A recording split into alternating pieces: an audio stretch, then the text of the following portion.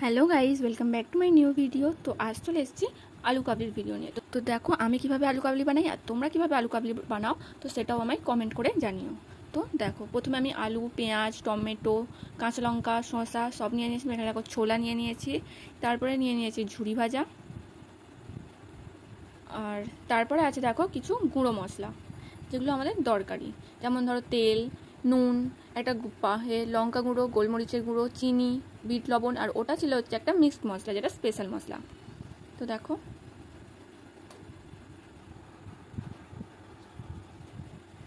আর এটা হচ্ছে আসল জিনিস একটা, যেটা হচ্ছে আম কাসুন্দির যে তেলটা হয়, যেটা আমরা সচরাচর দোকান থেকে যখন আলু কাবলি কিনি কিংবা ঝালমুড়ি কিনি তখন এই তেলটাই দেওয়া হয়।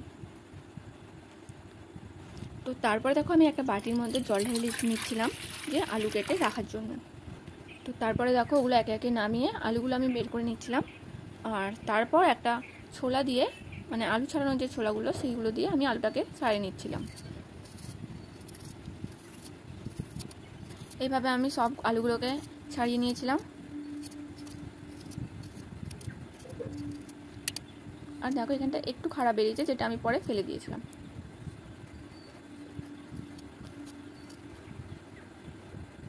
তো দেখো সব আলুগুলো ছাড়ানো হয়ে গেছে। এবার আলুগুলোকে আমরা কেটে নেব এক এক করে। চলো, কীভাবে আলু কাটতে হয় সেটা নিশ্চয়ই তোমরা সবাই জানো আমার থেকে ভালো। তো দেখো আমি একটু বড় বড় করেই আলু কেটেছিলাম, কারণ যেহেতু আলু কাবলি তো বেশি ছোট করিনি। তো এইভাবে আমি সব আলুগুলোকে কেটে নিয়েছিলাম।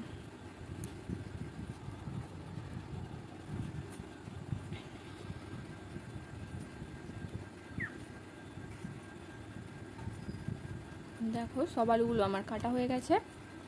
তারপর আমি আলুগুলোকে ভালো করে ধুয়ে নিয়েছিলাম।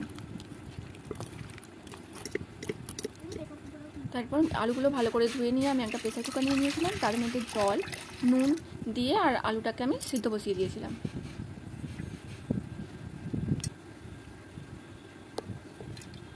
দেখো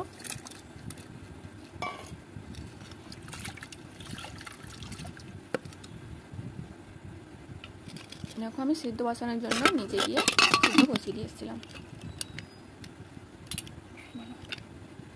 তারপর সিদ্ধ বসিয়ে দিয়ে এসে আমি এখানে বাদবাকি কাজগুলো, যেমন শসা, পেঁয়াজ, কাঁচা লঙ্কা, টমেটো, লেবু, এগুলো আমি ছাড়িয়ে নিয়ে কুচিয়ে নিচ্ছিলাম, কেটে নিচ্ছিলাম।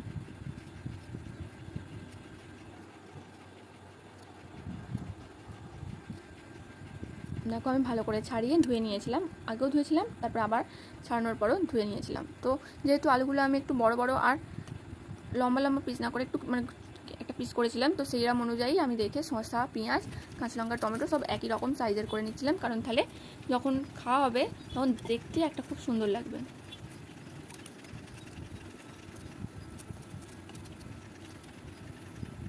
তো দেখো শসা কুচানো হয়ে গেছে, পেঁয়াজটাও কুচানো হয়ে গেছে। এবার আমি লঙ্কা কুচিয়ে নিচ্ছি, আর তারপর আমি দিয়েছিলাম 8খানা টমেটো।